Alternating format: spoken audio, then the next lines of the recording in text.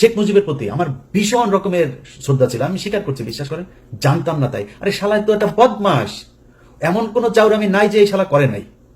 এই যে নারায়ণগঞ্জে চশমা ফেলে রেখে আসা বেশ্যাখানায়, মিথ্যা কথা না।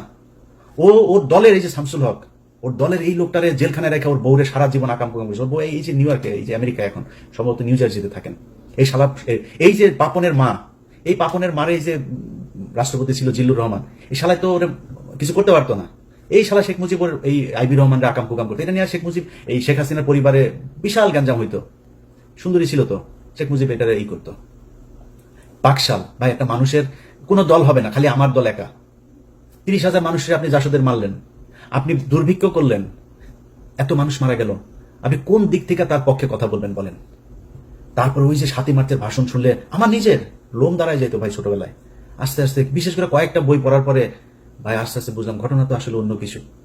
আপনি বিএনপির লোকের বই পড়ার দরকার নাই, জিয়াউর রহমানের লেখা বই, তারেক রহমানের লেখা বই পড়ার দরকার নাই। আপনি মেজর জলিলের বইগুলো খালি পড়েন, ছোট ছোট চটি বই, অরক্ষিত স্বাধীনতায় পরাধীনতা সহ 3-4টা বই আপনারা পড়বেন, পিডিএফ আছে মেজর জলিলের, খুব ছোট ছোট বই পড়লে বুঝবেন যে মুক্তিযুদ্ধ আসলে কি হয়েছিল।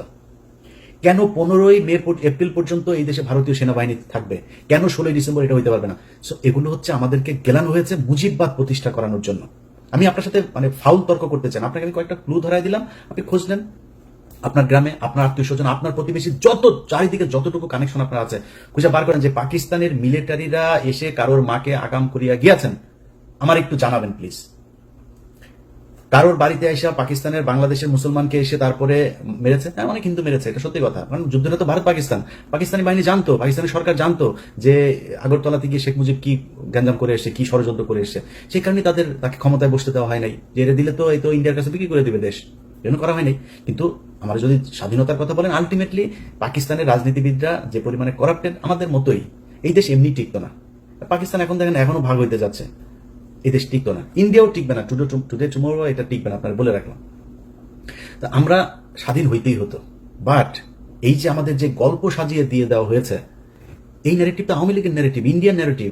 আপনি এখন এটারে করছেন স্বাধীনতার চেতনা, জাতিসঙ্গীত, জাতীয় সঙ্গীত। ওই যে ছাত্র দলের সাধারণ সম্পাদক, ওর বাপ ছিল আওয়ামী লীগের নেতা, ওর আওয়ামী লীগের নেতার ওই বাপের আওয়ামী লীগ এখন শিখাই দেয় তোমার ছেলেরে দিয়া তুমি এগুলি করবা। এই কালকে যে ছাত্র দলের ঢাকা বিশ্ববিদ্যালয় যেটা করেছে, এ করেছে, এই নাসিরের কারণে হয়েছে এটা, কারণ নাসিরের বাবা আওয়ামী লীগ নেতা, ও করবে না এটা।